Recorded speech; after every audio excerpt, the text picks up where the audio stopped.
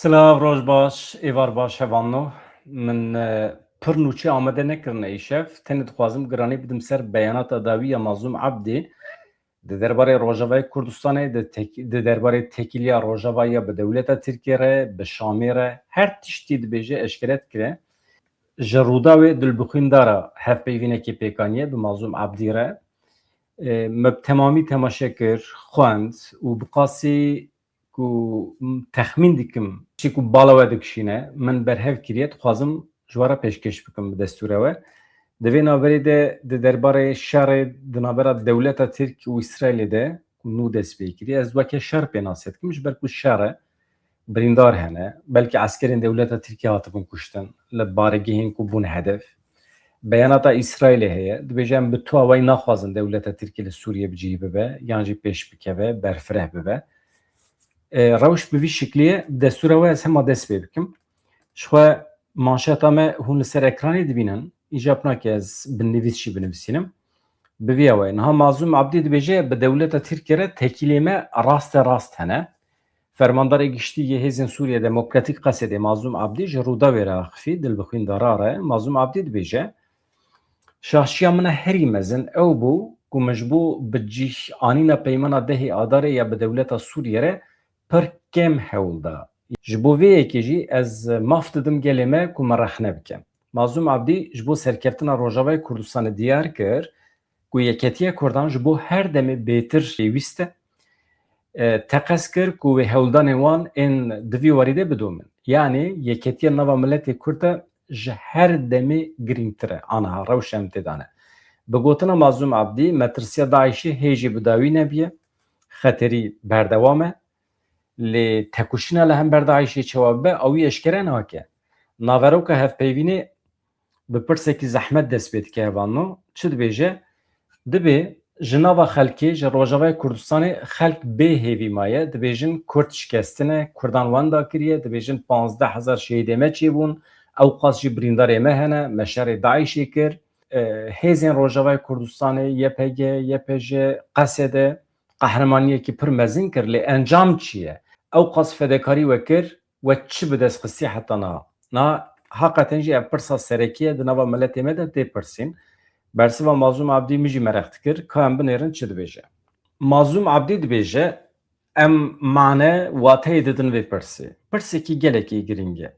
Mijarê ku em tê de xwe rexne bikin û maf bidin milletê xwe hene lê belê em dixwazin bibêjin ev xebat ne wekî ku hinekî dibêjin vala çû bê encam maye. Na tiştekî wisa tune niha piştî vê xebatê tekoşînên ku hatine kirin mijarên ku em bi hikûmeta Sûriye re niha gihîştine hev û du hene encam hene ew rêkeftinên di navbera serokê Sûriye û navbera me de hatine çêkirin me îmzê kirine di wan hevdîtinan de rêkeftinan de taybetmendiya Herêma Kurdan hatiye qebûl kirin di aliyê îdarî de jî di aliyê leşkerî de jî di gelek mijarê din de jî me li hev kiriye bi Şamê re.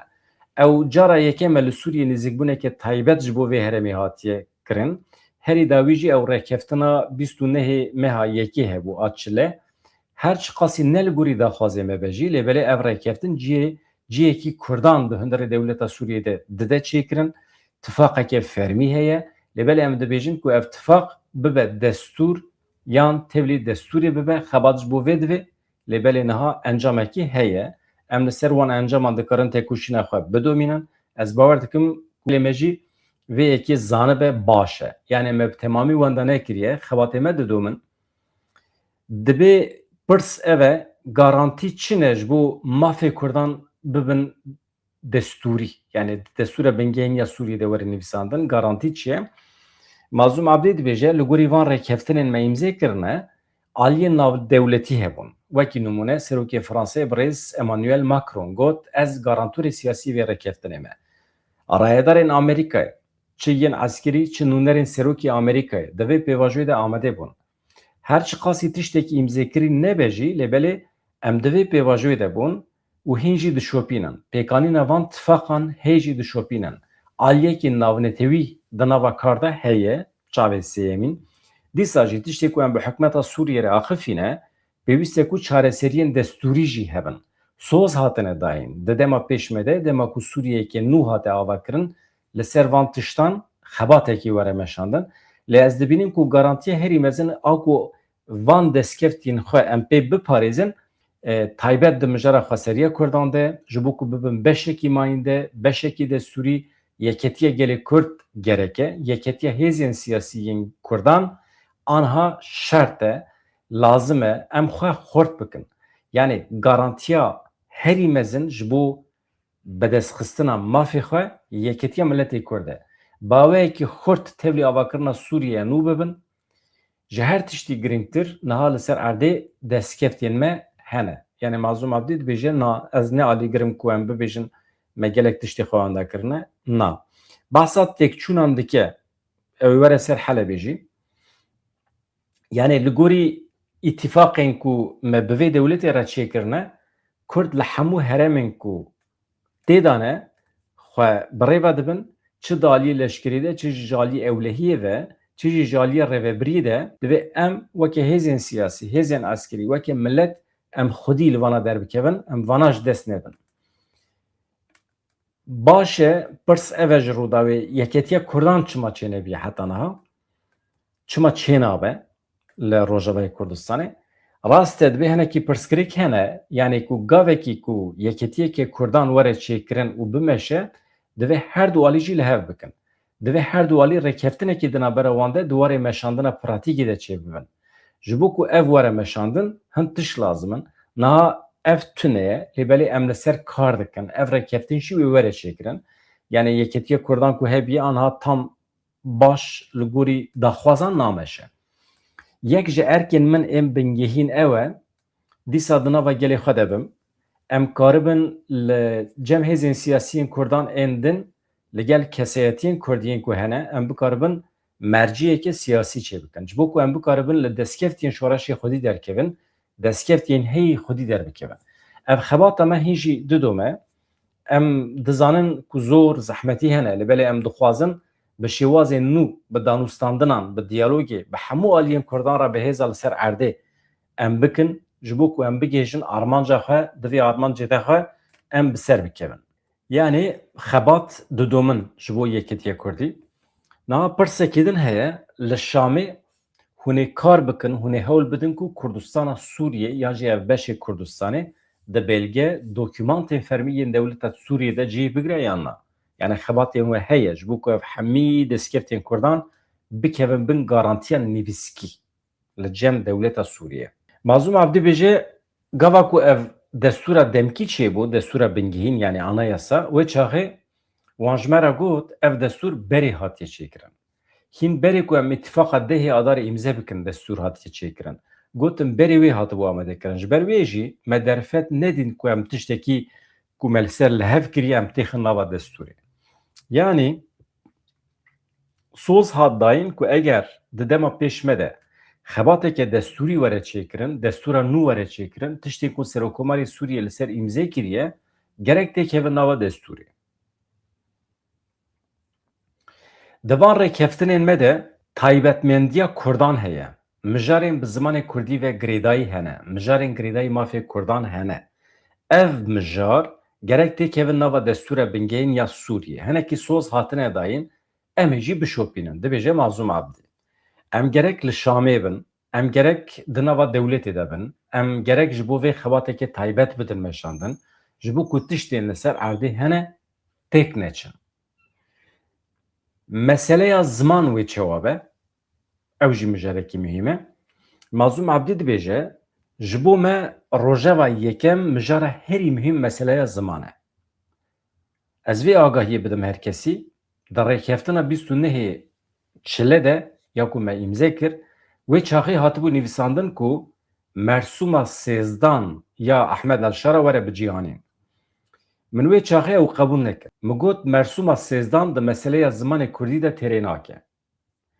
Ev 15 salin li Rojavayê Kurdistanê zimanê Kurdî bûye zimanê ku tê xwendin, tê nivîsandin. Heta zanîngehê jî em hatine. Ji ber wê em nikarin vegerin ku ziman bibe bijarte. Ev ne mümkün e. Em nikarin qebûl bikin. Zimanê Kurdî dibe bibe zimanê perwerdeyî ye. Ji bo wê jî gerek e zimanê xwendinê Kurdî be were dewam kirin. Vaya tim di rojeva me de ye Çıqas civînê me li Şamê çêbûne, her dem ew rojeva me sereke bû, mesela ziman. Di civîna dawiya ku li Şamê çêbû de jî, di navbera me û Serokkomar de, ez karim bibêjim pêşketinekî çêbû. Carekê din jî ev hata rojevê me li ser nîqaş kiriye. Me jî hinekî çareserî pêş xistin, ji bo ku mesele nexitime, ji bo ku mesele bi pêş bikeve. Armanca sereke ew bû ku zimanê Kurdî wekî zimanê xwendinê bimîne. Zimanê fermî yê xwendinê hebe li rojeva. Divê evaya me kir, wisa bû ku niha yek ji rojevê me ê sereke di civînan de meseleya ziman e. Agahiya ku bi rengekî fermî dane me, niha komîteyekî çêbûye ji kesên ku xwedî biryarin, xwedî înisiyatîfin di vê meselê de, ji bo ku van mijaran çareser bikin. Yani komîteyekî çêbûye. Ya giring zimanê Kurdî bibe zimanê fermî yê xwendinê. Divê de pêşketinekê nû heye. Mesela dewlemendiyên ser erdê bin erdeyê Rojavayê Kurdistanê çewane. Mesela petrol. Mazlûm Abdî li ser petrolê çi dibêje? Mazlûm Abdî dibêje baweyekî fermî dosyaya petrolê bi giştî em bêjin ciyê petrolê yên di destê me de bûn wekî Remêlan, Swêdiyê û ciyên din baweyekî fermî teslîmê dewleta Sûriye hatine kirin. Me teslîmê Wezareta Neftê kiriye. Niha şîrketên Amerîkî tên vê derê kar dikin. Peymanê wan bi dewleta Sûriye re hene. Ev dosya girtine destê xwe dimeşînin. Ji ber wê jî niha em karin bibêjin dosyaya neftê ya petrolê di destê dewleta Sûriye de ye. Baş e petrol di destê dewleta Sûriye de ye. Dihata petrolê diçe ku derê. Yani perê petrolê ji were hatiye veqetandin yan na. Yani weqet li hev kiriye ku beşek ji dihata petrolê ji bo we jî were. Mazlûm Abdî dibê ji wê bêtir gava ku hevdîtin çêbûn li ser vê mijarê me ji wan re wisa got. Ev herem taybetî Herema Kurdan, parêzgeha Hesekê, heta ciyên din demekî dirêj aliya rejîmên Baas û yên beriya wê ve jî hatine paşguh kirin. Wekî heremekî paşvemayî duwarê aborî de, duwarê dewletê de çêbûye. Yani dewletê bala xwe nedaye ser Herema Kurdan. Ji ber wê jî gerek ji bo vê Herema Kurdan ji heremên din ên Kurdan muameleyekê taybet hebe. Yani dewleta Şamê muameleyekî cihêkariyekî pozîtîf nîşarê Rojavayê Kurdistanê bide. Yani ji bo wan hereman divê pêşketinekî berbiçav hebe, taybet duwarê bütçe de. Di vî aliyê de nêzîkbûnekî erînî heye. Yani rêveberiya Şamê negotiye na, helwesekî erînî pozîtîf nîşan didin. Ev entegrasyon çi ye, xwe fesehkirina qesedê çi ye, tunebûna qesedê çi ye, vana hemî Mazlûm Abdî bersiv dide. Entegrasyon bi rastî jî tu faydeyên Kurdan tê de heye tune ye. Mesela entegrasyon e. Mazlûm Abdî wiha bersiv dide. Li gorî me şertên ku çêbûn di rewşa ku hat çêkirin de tişta herî baş ew rekeftina bîst û nehê çilê bû. Meha yekê. Kurd armanc hatibûn girtin. Yani Kurd bibûn hedef. Pêşî lê hatibû girtin. Xeteriya komkujî hebû li ser Kurdan. Pêşî li wê hate girtin. Yek jî herçi qasî ne li gorî dilê me ve jî, ne li gorî xwesteka me ve jî hinek xweseriya Kurdan parast vê entegrasyonê. Yani bi xêra entegrasyonê xweseriya Kurdan hat parastin.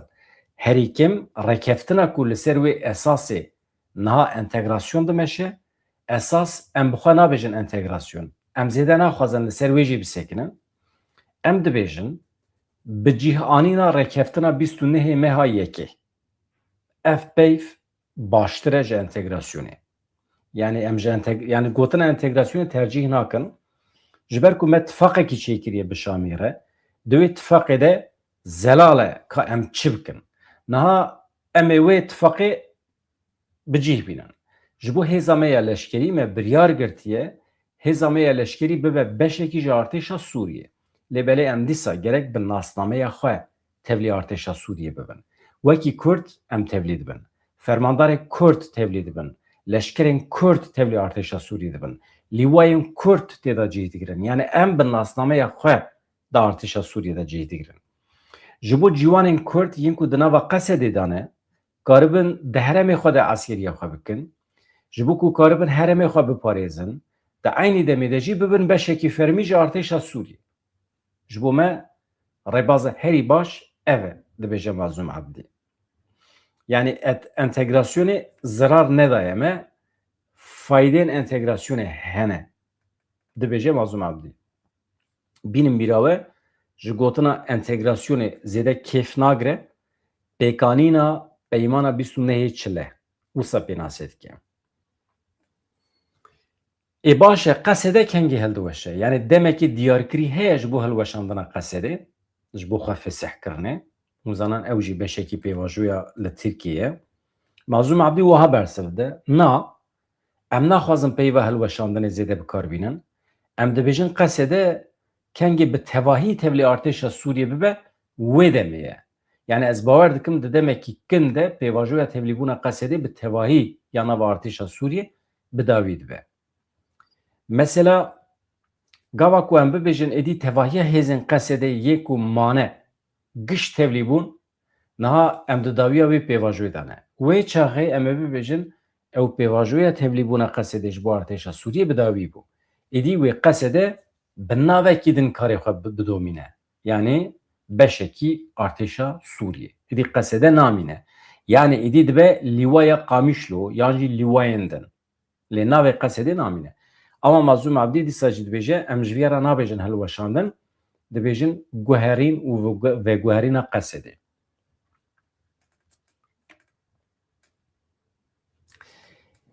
Mijarekî din jî heye, dibê niyeta te heye tu li Şamê bimînî ji bo rêvebirina karûbar, pêkanîna wê rêkeftinê, yan jî Şamê tiştekî pêşniyazê te kiriye, xebatekî, wezaretekî, postekî. Mazlûm Ebdî dibêje di civîna me ya dawî de ku me bi serokkomar re çêkir, me li ser vê mijarê axifî, wan jî xwesteke xwe anî ziman ku ez li Şamê bimînim, em bi hev re kar bikin, em bi hev re kar bimeşînin, lêbelê me hey jî biryara xwe nedaye. Yani demên pêşme de mümkün e. Lê Mazlûm Ebdî dibêje na, ez dixwazim vegerim nava Kurda bi Kurda re xebatê bimeşînim. Niha pirsekî din jî heye,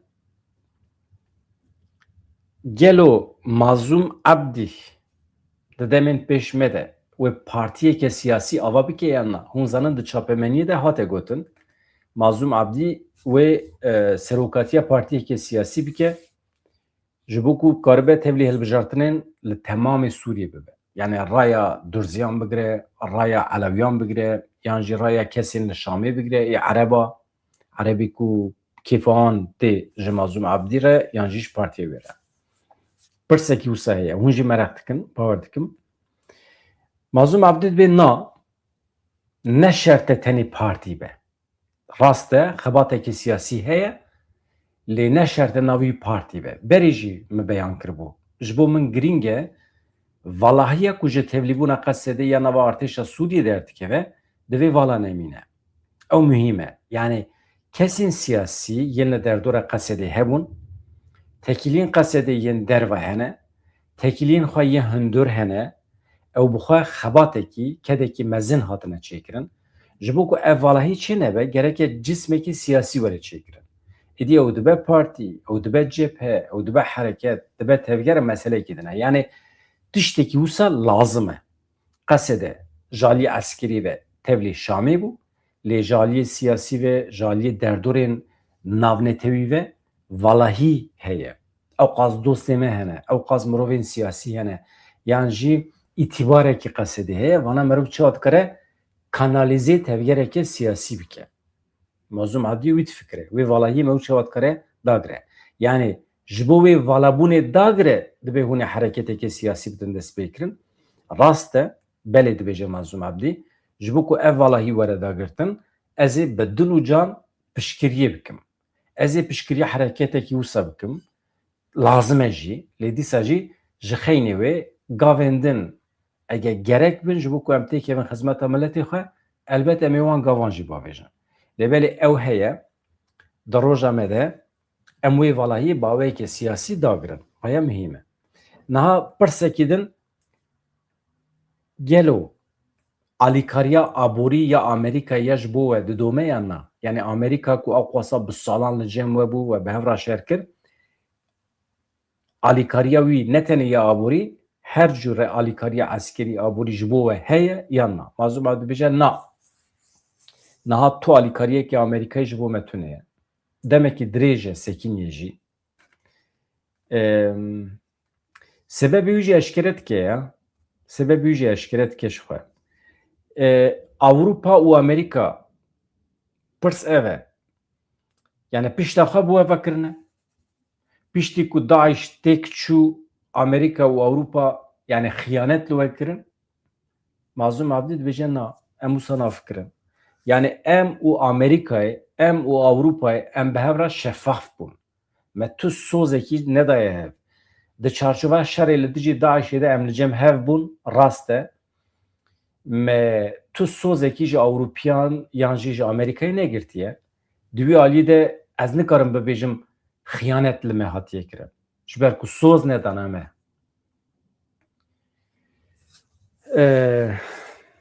Niha pirsekî din ev e, berî reva Bişar Esad tekiliyên te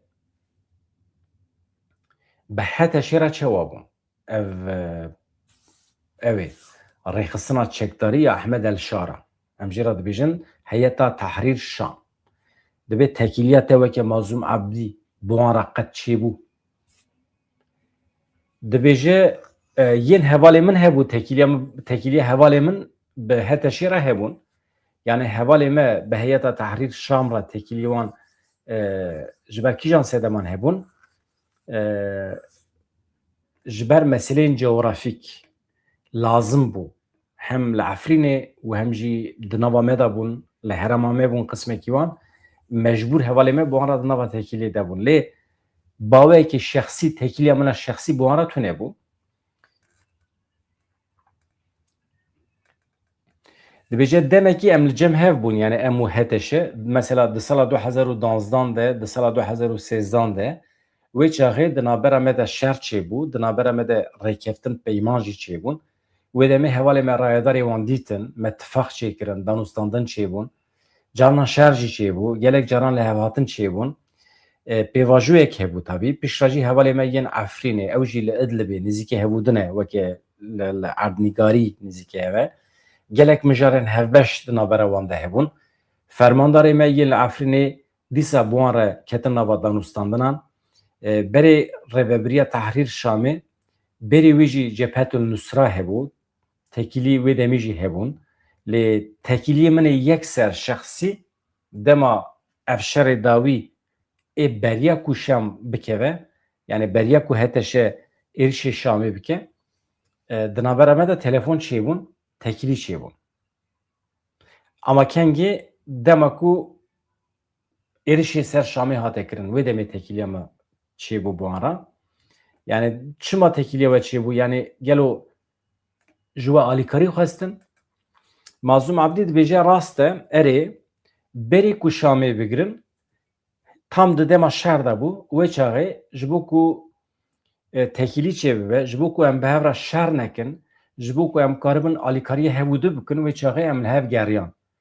Em yekser bi wan re axivîn, wê çaxê me bi hev re tansîqek çêkir. Niha halê hazir li ser Rojavayê Kurdistanê xeterî, tehlîke heye, tune ye. Mazlûm Abdî dibêje xeterî li ser Rojavayê Kurdistanê heye. Em înkar nakin. Her tim gerek em wisa nêzik bibin. Heta ku tifaqeke tam pêk neyê, heta ku rêkeftineke tam pêk neyê, rewşa asayî çê nabe. Yani tirs wê hebe, xeterî, metirsî li ser Rojavayê Kurdistanê heye wê hebe jî. Heta ku peyman were îmze kirin. Yani pirskirêk derdikeve, mezin dibe, berî çend rojan pirskirêkekî derket. Eger ku dibêje me pêşî lê negirta, mümkün bû bibe sebeba şerekî mezin. Dibe mesela serêkaniyê bû, erê rast e, mesela serêkaniyê dikarî bû pir mezin bibiya, dikarî bû rê li ber şerekî navxwayî jî vekira. Koçberên serêkaniyê Anha çi hatiye serê wan? Di vegerê de heqaret li wan hate kirin, êrişê wan hate kirin, anha rewş çi ye? Mazlûm Abdî çi dibe? Berî her tiştî ez vê bêjim, rewşa Serêkaniyê û girê spî rewşekî xwe ya taybet heye. Yani şövinizm heye li wê derê. Şövinizma nabêje şövinizma Ereb gotina Ereb ez lê zêde bikim. Şövinizm nijadperestî heye li wê derê. Dewlet û saziyên wê jî ne hakim in li wê derê. Ew kesên ku niha hakim in li wir gelek dest danîne ser mal û milkê Kurdan. Kesên ku bi qesedê re bûn, hinek naxwazin ew vegerin. Pirsgirêkekê bi vî rengî heye, ji ber wê jî şertên vegerê hinekî dereng çêbûn. Yani kesê ku tekiliya wan bi qesedê re hene, ew hincet e. Yani çeteyên li wê derê tekiliya bi qesedê re kiriye hincet ji bo pêşî li vegeran bigire. Mirov wisa bêje baştir e. Di dema dawî de ji bo gundên Serêkaniyê ku vegerin şert çêbûn, me şert ava kirin, li wir mayîn hebûn, me ew mayîn paxiş kirin, ji bo wan gundan planekî hat danîn û veger çêbû, 12 gund bûn. Ez bawer dikim xelkê xwe vegeriyane niha, lêbelê bûyera ku derket di hundirê Serêkaniyê bi xwe de bû, rayedarên wê rayedarên wê herêmê soz dabûn xelkê me ê wê derê ku dikarin vegerin. Yani wê tiştekî nebe. Ew jî li ser wê veger çêbû, wan jî sozê xwe pêk neanî. Nikaribûn li ser kesên wê derê hukm jî bikin, ji ber wê jî ew bûyer derketin. Yani xuya ya rayedarên dewlet de Şamê ji millet re gotiye ji soz de ya reveberiya Rojava tamam vegerin. Tamam vegerin ama hakimê rewşê ninin. Niha metirsiya Daişê nemaye li ser Sûriyê yan jî li ser Rojavayê Kurdistanê xweya pirsekî ye. Yani xeteriya Daişê li ser Rojava li ser Sûriyê maye yan na. Ez dibêjim pirsekî mühîm e evan. Do jî me di bernameya xwe de nîqaş kir. Em Kurdan bêçek dikin. Pêvajoyekî bêçekirinê heye. Sibê du sibe Daeş êrişê Şengalê bike, êrişê Rojavayê Kurdistanê bike. Em çi wa hereket bikin? Yani artêşa Şamê wê were me rizgar bike. Belkî jî planek be. Ew ê Daişê pêşî bikişîne ser Rojavayê Kurdistanê, bikin bahane, bikin hincet, bi xêra Daişê yan jî bi hinceta Daişê artêşa Sûriyê were bike Rojavayê Kurdistanê ji bo daîmî bimîne. Ew ê bêje xetera Daişê heye, em ê daîmî li vê derê bin. Yani ew jî mümkün e. Yani her tiş mümkün e. Dewleta Tirkiye jî nikare Kurdan biparêze. Yani Kurd dimînin bêparastin. Ev jî rastiya me ye. Hevan metirsiya Daişê, xeteriya Daişê li ser Sûriye, li ser Rojavayê Kurdistanê maye nemaye? Pirs ev e. Mazlûm Abdî dibêje rast e ez dibînim xeteriya Daişê li ser herêma me heye. Ew ên xeteriya Daişê piçûk dikin ne rast e. Daeş hîn rêxistinekî ye, Daeş hîn jî kar dike, belkî berovajiyê vê Daeş niha ciyê xwe firehtir kiriye, ketiye nava bajaran jî, Daeş aniha di bajaran de jî heye, dibêje Mazlûm Abdî. Ev Daeş gelo rêxistin kiriye yan wekê grûpê piçûk tevdigere. Mazlûm Abdî dibêje belkî wekê ast ne wekê berêbe, lêbelê niha belav bîye, di hemû bajaran de hebûna wan heye.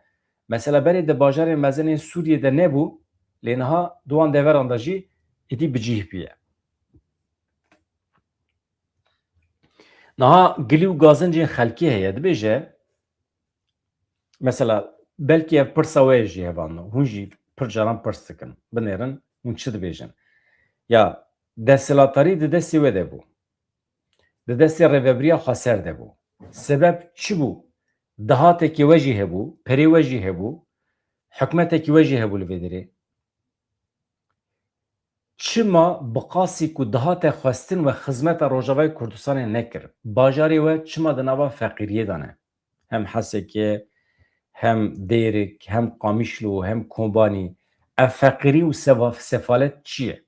Hûn çima xwedî li Rojava derneketin? Pirs ev e.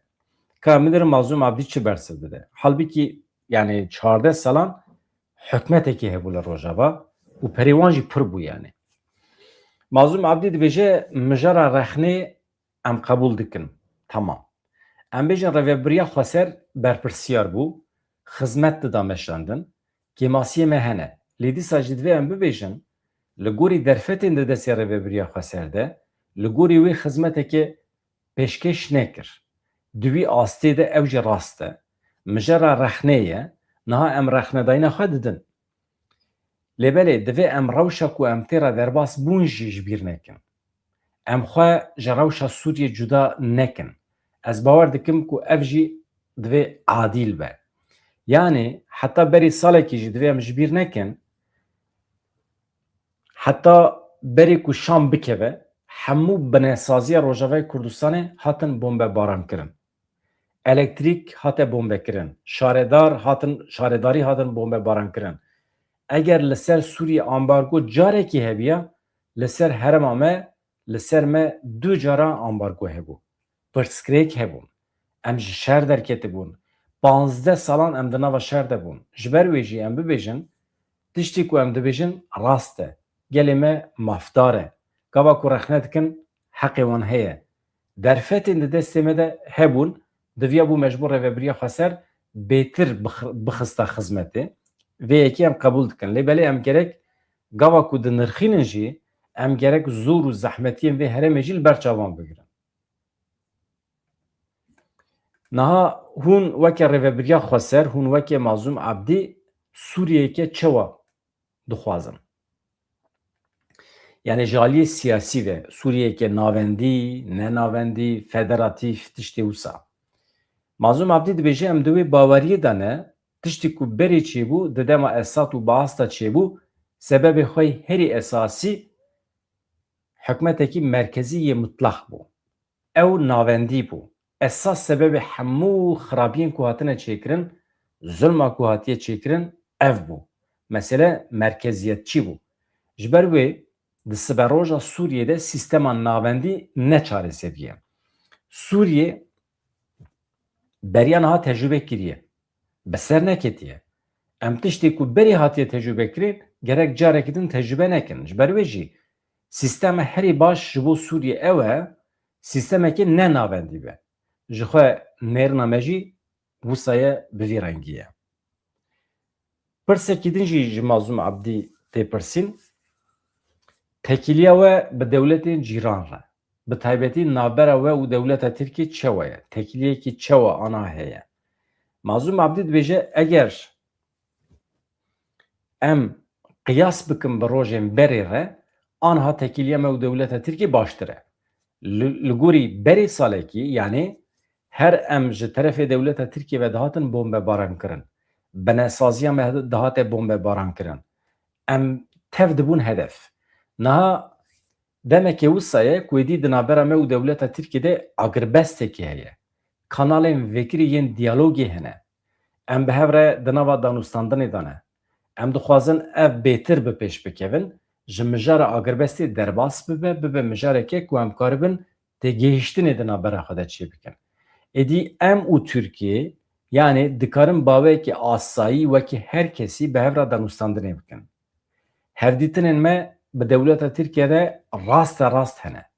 Hevalê me wana dibînin. Ew jî hevalê me dibînin. Diyalog heye. Wê demê madem diyalog heye, madem tekîliya we baş e, Mazlûm Abdî kengê diçe Tirkiye. Yani em Mazlûm Abdî kengê li Tirkiye dikarin bibînin. Heta li İmraliyê. Ev li ser rewşa siyasî dimîne Mazlûm Abdî dibêje. Li ser wê ye Tirkiye çi qas amade ye ji bo me bibîne. Ez bawer dikim ku eger rewş hinekî din amade bibe, wê tiştekî bi vî rengî çê bibe. Çima nebe? Yani dibe ez ê biçim Tirkiye. Tiştên erênî hene, hin tiştên erênî çêbûn, ez bawer dikim ku ji mesleheta Rojavayê Kurdistanê jî, ji mesleheta milletê Kurd li Sûriyê, ji mesleheta Tirkiye ku tekîliyên me di asteyekî hin bilindtir de werin çêkirin. Mazlûm Abdî û Birêz Abdullah Öcalan aniha tekîliya wan çawa ye? Gelo baweyekê fîzîkî hev û du dibînin? Mazlum Abdî dibêje yani tekiliye me çê nebiye. Mesela çi dibêje yani danûstandinên rast li navbera te û Abdullah Öcalan da çêbûne, Mazlum Abdî dibêje na, çê nebûne. Yani yê min şexsî çê nebûne. Ya belkî ê hevalê min çêbûne ama ê min çê nebûne.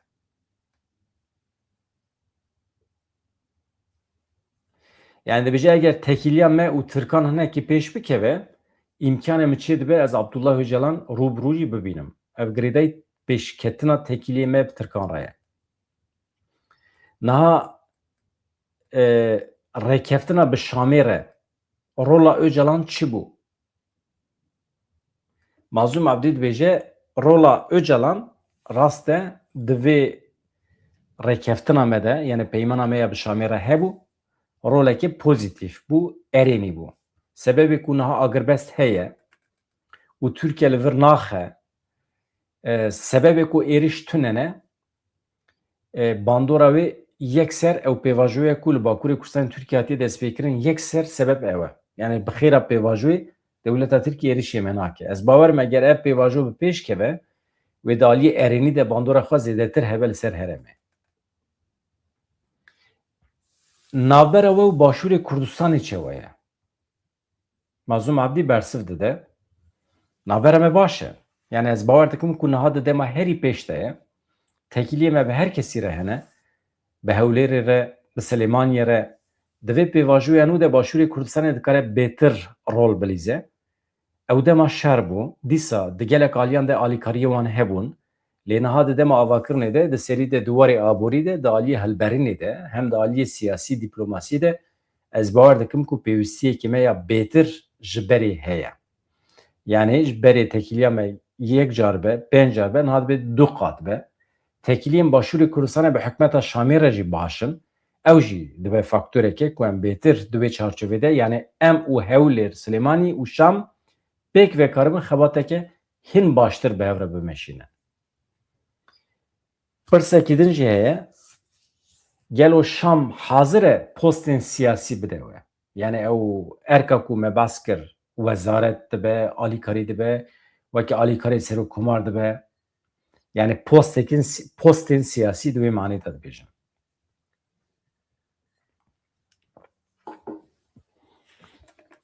Wê çawa be, hûn çi bawer dikin?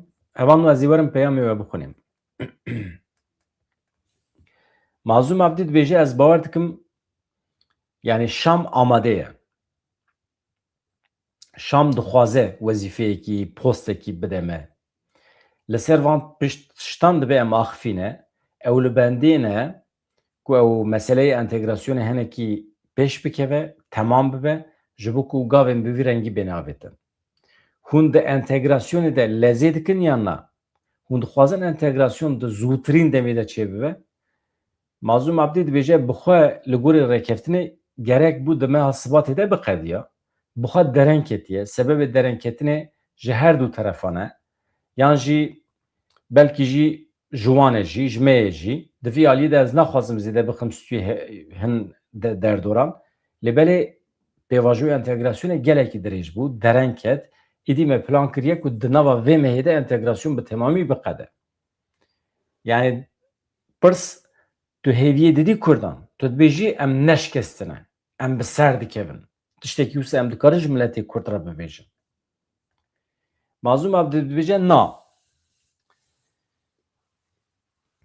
Dibe em bikevin nava hin detayan. Yani serkeftinekî, têkçûnekî em bi nav nekin. Ji hin hereman me xwe vekişand li Helebê li taxa Şêx Mexsûdê em şikestin. Me gelek tişt neparastin. Ev mijareke rexnedayînê ye ji bo me.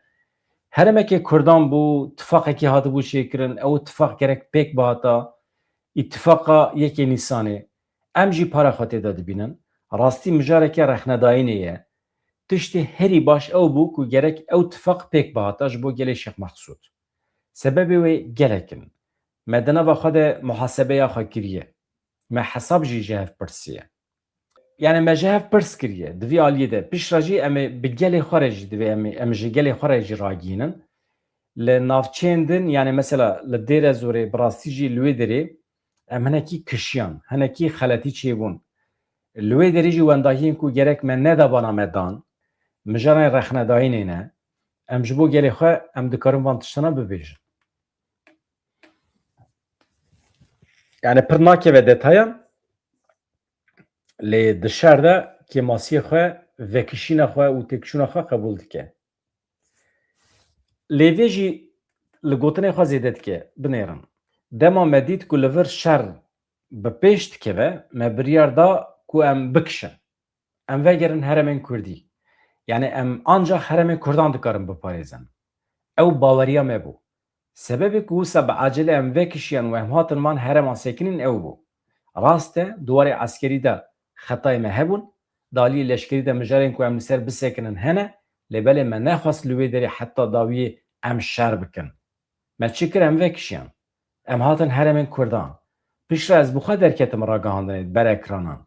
Me got ev heremê me ne, em ê li heremê xwe şer bikin, heta xwîna xwe ya dawî em ê ji bo parastina herema xwe em ê şer bikin.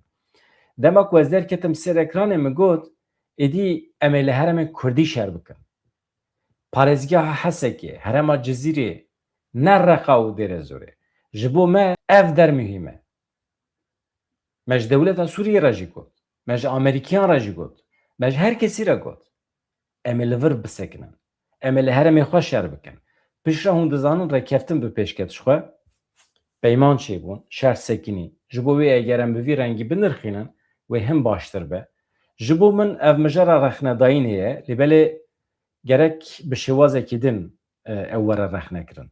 Niha li vê herema ku em tê de ne peyman çêbûne, rêkeftin heye. Em jî, dewlet jî, em li gorî wê rêkeftinê gerek bimeşin. Ez dibînim ku tiştê em diparêzin hene li vê derê. Yani me hemî tiştê xwe ji dest nedane, tiştê destê me de mane hene. Pirsên di serê milletê me de hene, gelo Mazlûm Ebdî bi tevahî karî bersiv bide pirsên di serê milletê me de yan na. Ez dixwazim spasiya milletê me bikim. Yani ji çar perçeyên Kurdistanê hatin piştgirî dan Rojavayê Kurdistanê. Van tiştana divê em nikarin jî bîr bikin. Ez ji dil û can spasiya milletê me yê her çar perçeyê Kurdistanê dikim. Di dema dawî de me pêvajoyekî pir zehmet derbas kir li Rojava.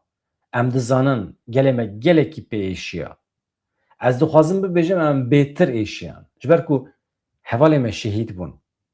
Hevalê me dîl esîr hatin girtin. Ev pêvajo em bi xwe jî di nav de bûn. Yani ez bi xwe jî di nav de bûm. Ez bi xwe jî pir pê êşiyam. Elbet me muhasebeya xwe jî kiriye. Ji ber vê yekê ez dixwazim spasiya milletê me bikim. Pêwîstiya me bi xebatekî nû heye. Em dixwazin xebatekî xurttir bimeşînin. Yani ez dixwazim bi xwe di nava vê xebatê de bim.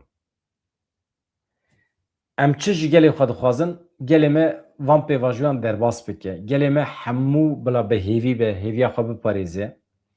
Bila hêviya milletê me jiya berê xurttir be. Ji ber ku gelê me jî bi me re di nava vê meşê de bû, em bi hev re hatin heta roja îro. Gotinê Mazlûm Ebdî ev in hevanno. Yani hema bêjin temamê hevpeyvînê wisa ye di vê çarçovê de ye. Di vê navberê de Sîpan Hemo, hûn zanin alîkarê Wezîrê Parastinê Sûriyê ye. Weke Mehmûd Berxudan wî jî hevpeyvînekî daye rojnameya Tirkiye.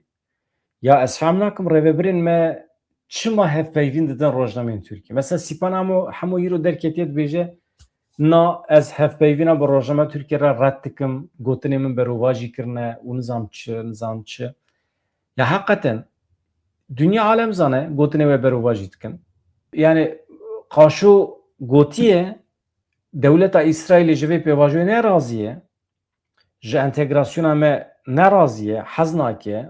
Entegrasyona me a bi Şamê re li dijî menfeetê xwe dibîne, rabiye êrişê me dike. û em vê ji İsraîlê re nahêlin, em ê heta dawî em ê li ber xwe bidin, İsraîl em ê têk bibin. Mesela normal çapemeniya Tirkiye wisa nivîsandiye. Rojnama Tirkiye. Sîpan Hemo dibêje na ya. Tiştî wisa tune, min negotiye ya. Mehmûd Berxudan jî fermandarê me yê Kobanî, wî jî wisa gotibû wê rojê. Yani çapemeniya Tirkiye fitne fesadî dixwaze derbixe. Navbera me û İsraîlê dixwaze xirab bike. navbera me û İsraîlê heye tune ez wî jî nizanim heqeten ya rastî. Ama divê hebe em her du milletên mağdur ê rojheta navînin. Cihû jî, cihû û em pêdiviyê me bi hev heye. Ya aniha em dibînin li Ewropayê jî li İsraîlê jî konferansên hevgirtina cihû û Kurdan heye. Komelên me Kurdan bi cihûyan re hene. Yani ji bo Tirkan û ji bo Ereban em nikarin navbera xwe û cîha xirab bikin. Hevgirtin şert e. Veya mesela aniha ez peyamê ve dibînim herkes destek dide tekiliya Kurdan ya bi İsraîlê re. Çünkü me 100 salan dît ku tüm menfaata me li cem Ereba tune ye. Tüm menfaata me li cem Tirka tune ye. Çi nebiye? Rastiya me erê rastiya me ye. Yek ji we dikare bawerî bi tifaqa bi dewleta Tirkiye re bîne? Yani dewleta Tirkiye ew dewletek ku îtifaq çêbike, peyman çêbike û li gor wê peymanê tê bigere. Yani dünya bisekine eva ya pêk naye. Yani aqlê kî digire? Na. Ha em diceribînin. Em heta ku çi nizanin. Bi Ereban re jî wisa ye. Yani peyman çê nabe. Hevano ez spas dikim ji we re. Mala we ava. Ez ji we rîca dikim bibin abone vê kanalê pêş bixin. Yani xwezî we zanibiya reaksiyonên çawa ji me re tên. Çawa milletê me hezkirina xwe beyan dike ji bo vê kanalê. Ew qas derdorên cuda, fikrên cuda em tînin vê derê didin axaftin. Li ser xeta netêwî. Ême xeta netêwî ye. Çi çawa pêş bikeve jî ême armanca me parastina mafê Kurdan e, parastina hebûna Kurdan e, parastina dewletbûna Kurdan e, parastina serxwebûna Kurdan e. Li vê dünyayê çi qas millet hene heqê wan çi ye ê Kurdan jî ew be. Ne kêm ne zêde. Kesî tiştekî nexwestiye, kesî Kurdan di ser xelkê re nedîtiye, kesî nijadperestî nekiriye, kesî negotiye çav û buriyê Kurda ji yê Tirka reştirin yan jî bedewtirin. Kesî tiştekî wisa negotiye. Kesî negotiye esaleta Kurdan na, esaleta Kurdan ji yê xelkê zêdetir e. Ew em qebûl kin. Hevando xatirê we silav rêz mala we ava.